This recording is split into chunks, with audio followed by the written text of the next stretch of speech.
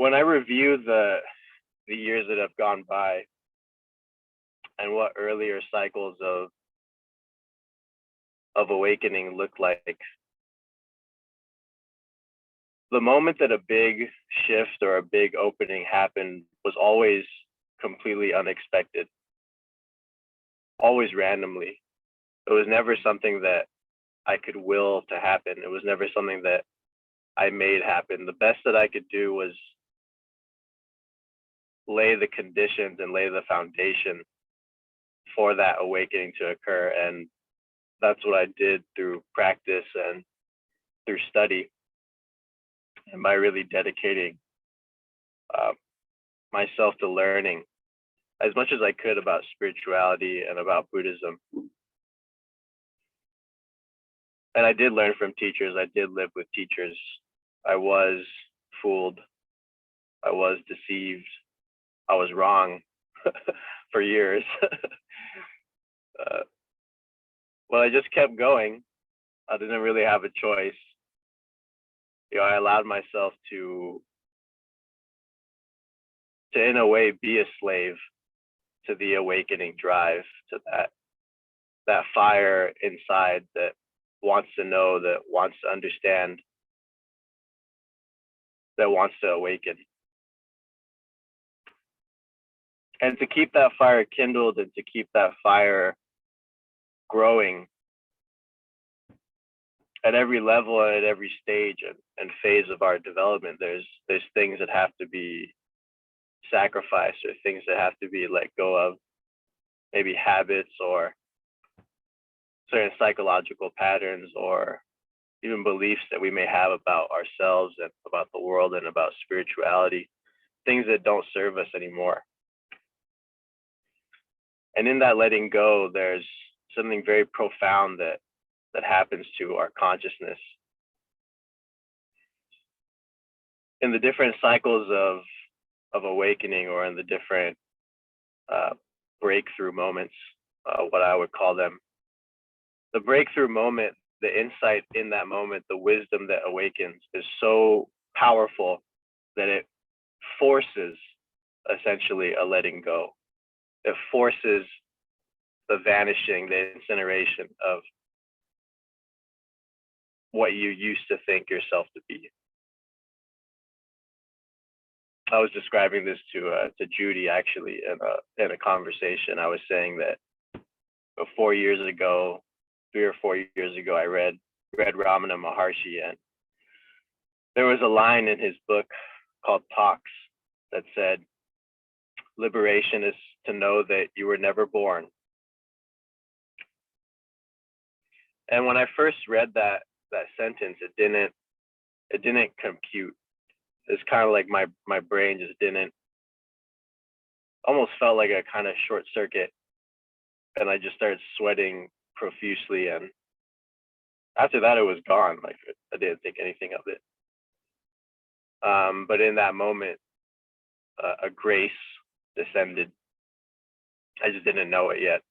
I got off of that plane and I started driving, and this Ryan that had been really the core and the forefront of my entire life up to that point just completely receded into the background. It just wasn't there. And this profound I am arose. So an awareness that wasn't subject to thought, an awareness that wasn't identified with Ryan or with the body. And that awareness was very continuous, and as it opened up and flourished, it became this experience, a clear understanding of being everything, of I am everything. And that realization, the moment to moment experience of it, lasted 10 days. And I was never the same after that. So after the 10 days were over, my ego, or my sense of self, reemerged, came back to the forefront, and it was like completely being kicked out of the Garden of Eden, banished from the promised land. It was so depressing. I could feel it. It was like the energy, the more solid and dense pranas reemerged, and suddenly, Ryan was back in the picture. And just the night before, I called my friend Ricardo and I said, dude, this is it. I'm getting this has to be the beginning of enlightenment. This is the most immaculate thing that has ever happened. And it's not stopping. It's been 10 days. And before I knew it, the next morning I woke up and it was as if it never happened. And if I had a teacher at that time that was awakened in this way and that had been through this, it could have saved me a lot of years. But I didn't have a teacher that could help me. So I spent the next 3 years chasing this I am everything realization and I am everything state. And actually, if I had known my current self back then, if 29-year-old Ryan could have said something to 24 or 25-year-old Ryan, it would have cleared it up immediately. I would have just told him, find me the self that has rearisen. The Ryan that's come back to the forefront, find it. Look at awareness and tell me. Find it for me. Is what you experience over the 10 days a state, or was it just awareness? Because when it was happening, it was very clear that this was just awareness, and that bliss and expansiveness it came along with that. But it was just the awakening of awareness. But after the state, or after the obscurations returned and this sense of Ryan and sense of self came back to the forefront, I had a misunderstanding. I saw it as an experience. I saw it as something that I entered and something that I left. And that's not actually what happened. There is no entering. There's just the falling away of the obscuration. So it's like the sun in the sky, and it gets obscured by some clouds. So your whole life, the sun of your true nature has been obscured by the clouds. So the sun and the rays of the true nature of the fundamental awareness are not recognizable. And then one day, by grace or through practice or by something happens. You hear a lecture from a teacher, or you read something, or you look at a flower and the clouds part. The clouds vanish and the true nature is cognized. Mind recognizes itself. And in that recognition, there's all this bliss and expansiveness and profundity that can come with that. And because the bliss is so profound, because the non-duality is so profound, it's read and it's perceived as a state. Awareness, for my understanding of it, is not a state. And awakening, while there are many non-dual states and any experience where there's a loss of subject and object, that's considered a non-dual state. So this can happen in meditation, this can happen in psychedelics. There's non-dual states, which are impermanent, they come and go. And then there's non-duality as nature, the very nature of experience. There's non-dual states as conditioned states. All the jhanas, all the samadhis are non-dual states.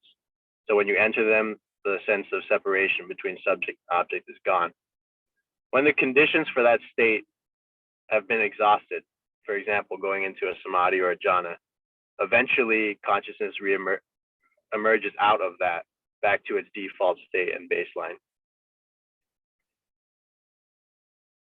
There's a difference between these non-dual states, which is what most people are describing when they're talking about mystical experiences, and insight, direct understanding, wisdom, that there has never been duality to begin with. The realization that is permanent, that there was never a self to begin with. There was never an ego that was there. There was never subject and object. There was never apprehender and apprehended. There was never another person. There was never self or other. There was no external world. There was never an external world. That realization as the very nature of experience itself is different than non-dual states of consciousness that are experienced in mystical experiences. The reason they're different is because one is completely natural. One is the latter is just how things are now. That's how things will be when that realization has dawned, as opposed to non-duality being something that you have to get into. And you'll hear this a lot when people are saying, yeah, you can't stay in a non-dual state forever. Of course you can't stay in a non-dual state forever, because you can't stay in any state forever. Of course. But for the default state to be permanently altered, to be permanently transformed, that requires wisdom. And wisdom can be gained by experiencing these states, of course. Understanding can be gained by experiencing these states, and oftentimes cycling through non-dual states and mystical experiences are part of the refinement of wisdom. But it's the wisdom that realizes emptiness, it's the wisdom that realizes period, that eventually realizes its own non-dual nature. Mind recognizes itself.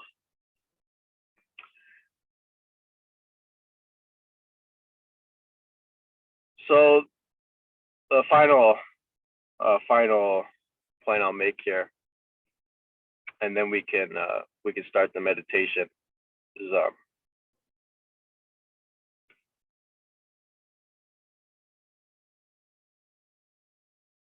my real aim here, because this is what has transpired for me, is as powerful as mystical experiences are, and as powerful as all the OBEs that I've had, for example, or even in the early years when I was first starting, I took different plant medicines, before I turned 19 and started taking meditation really seriously. As important as those are, they can really help you, start off and get off to the races when it comes to spirituality and awakening. But and maybe I'm wrong, but I've never seen a mystical experience. I've never seen an out-of-body experience. I've never even seen a near-death experience. I've never seen a psychedelic experience in any person ever that has resulted in a permanent radical transformation of the default state. Never seen it. I've only seen it through meditation, awakening, or Shaktipat, like a transmission from a teacher. Those are the only instances that I've seen result in ultimately a radical, permanent, and ongoing lived awakening and freedom. In Buddhism, we have the notion of the three trainings, which are morality, meditation, and wisdom. In the morality aspect of the training, that's the ethical development. It consists of right speech, right intention, right action, right livelihood, right view of the Eightfold Path. And the meditation, actually right view is right wisdom, is the wisdom training. So right view is our understanding of the path, our understanding of ourselves, our understanding of life. And in Buddhism, that's characterized by the Four Noble Truths. the truth of suffering, the truth of the cause of suffering, which is craving, the truth of the cessation of the cause of suffering, which is nirvana, and the truth to the path, truth of the path to the cessation of suffering, which is this Eightfold Path. In meditation training and in our moral, our character purification, we eventually come to insights and to wisdom. We begin to see the nature of the Four Noble Truths, and we begin to see the nature of the five aggregates: form, feeling, sensation, perception, volition, and consciousness. We begin to see how these aggregates of how these different aspects of our experience interact. And through this seeing and through this understanding, we gain wisdom, or wisdom awakens. So in the three trainings, all the meditation that we're doing is the meditation training. When you're doing the meditation and you're engaging in practice and study, and a moment comes, a moment of awakening comes, or a moment of awakening arises. What happens in that moment, the shift in your perception, the transformation in consciousness that arises in that moment, changes the way you see things. And that's the refinement of view. How does that work? So in a moment when, let's say, a gong goes off or a bell goes off, and the only thing that exists is that bell. The only thing that exists is that sound. There's no witness of the sound. There's no subject and object. There's no separation between awareness and the sound. The sound is awareness. The aggregates are awareness. Awareness is actually never been seen. It's never been touched. It's never been felt. It's never been tasted. It's the nature of experience. You have a direct understanding of this. It defines now the entirety of your life. Every moment is presence. Everything you touch is awareness. The view, the alteration in view that allows this realization to lock in, to become the default state, is the understanding. For example, in this case, the understanding that there never was a separate awareness. There never was a separate witness. There never was an eternal witness separate from form, separate from the aggregates. There was never an eternal witness, period. That destruction of the background, that beheading of the witness, opens up the complete vanishing of duality. Once this background, foreground split, having to recede back into the witness and observe everything, once that is shattered, all there is witnessing. Every sensation, every touch, every word, every sound is witnessing. Everything is Buddha.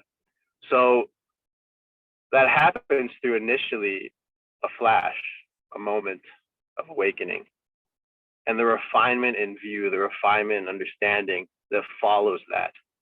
That refinement in view, that refinement in understanding is what actually locks in that realization, and the default state that you normally abide in is transformed and changed. It's altered. So when awakening to I am everything, that experience happened 4 years ago, that understanding permanently ended the notion that I exist as Ryan. I could never believe that after that experience. That's how deep that realization was. And in the depth of that realization, in the dawn of it, certain insights mature. And that particular insight that changed view was Ryan is a fiction, obviously, because this experience is so profound and Ryan's not here. So Ryan has to be a fiction, right? So then this I am everything thing cycled, and I chased that for many years. And then one day and there were many cycles of like this I am everything expansiveness, followed by these abysmal dark nights that were awful. That ended one day when a very clear insight happened. Awareness turned on itself, and it was realized that, oh, this I am that I've been talking about is actually empty. The awareness that I've been chasing is actually empty. It's not a thing. It's empty. So I'm chasing nothing. Why? What am I chasing?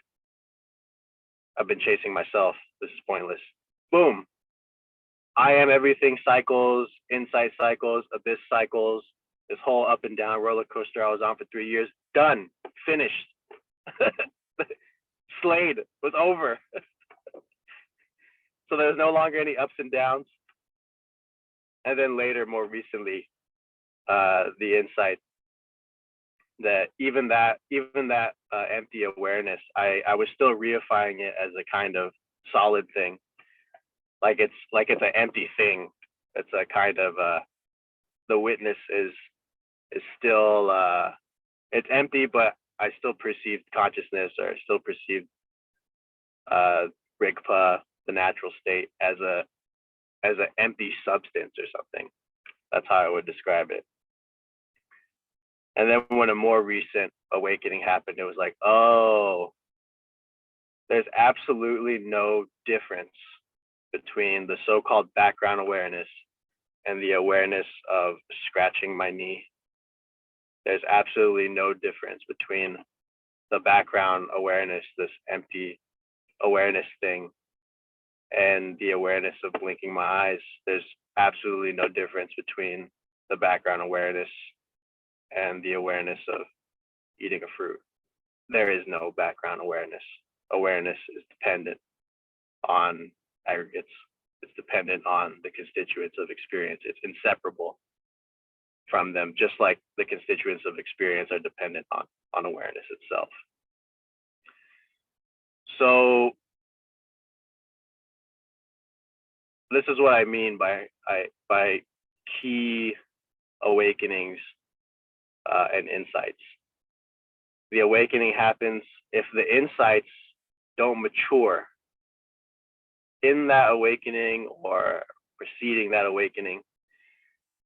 Then what happens is the sense of self and the structures that we refer to as self and separateness and ego, those will reemerge. So this is the value of having a teacher. This is the value of having someone who has been through this point this out to you. You know, when this happened 4 years ago, the initial I am everything opening, all it would have taken was a teacher to say, turn awareness back on itself. That's it. That's all it would have taken. But that person wasn't there for me. I didn't have the merit. I didn't have the fortune to have that person. I had to chase myself, literally chase myself for 3 years until it finally clicked one day. It's like, oh, this is redundant. There's nothing to chase. You're already, awareness is already, it's already ever present. It's the nature of your experience. Stop. Boom. Done. Stop chasing the past. It's over. You know.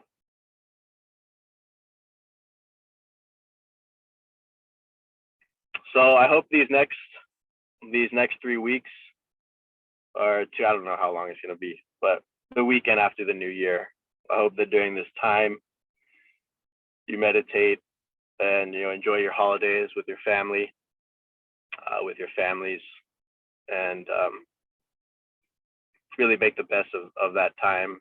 Our time with the people that we love is so precious, even though usually I just talk about awakening and spirituality and non-duality and all this stuff. It can seem like life isn't as significant or as important, and that is the exact opposite of how this has been, at least recently. Everything that happens in life and in our experience is a mirror, and we're always being purified and essentially awakened. And the things that we perceive to be challenges and obstacles and impediments actually can become a very profound source and a very profound teacher. Ajahn Chah, a great teacher in the Thai forest tradition, he said, whatever is bothering you, whatever is making you angry, that's your teacher. Whatever is making your path difficult, whatever is making your life difficult, take that as your guru and see what you can learn from it. And I guarantee that whatever it is that you want to get away from, if you take that as your teacher, you'll find immense value, really, really immense value there. So please, over the holidays, really enjoy your time with all your family members and your friends, and be as present as you can. We never know how much time we have with the people that we love. So it's important to really treasure that and value that. Despite everything, being luminous, non-dual emptiness. I hugged my mom this morning, and I remembered how much she loves me, and how much I love her, and how important that still is, no matter what. So that love will always be important, and use the path, use your practice to express that love more and embrace that love more and be more of that love. And of course, so much more happiness and peace will come to your life and the lives of all the people around you as a result of that.